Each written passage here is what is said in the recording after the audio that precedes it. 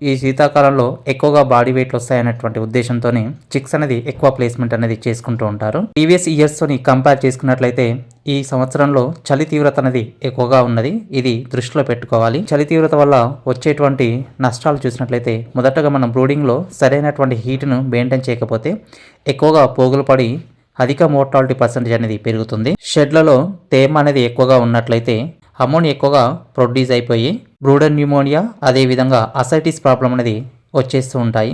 Ascites ప్రాబ్లంకి గురైపోయి ఎక్కువ mortality వస్తుంటాయి.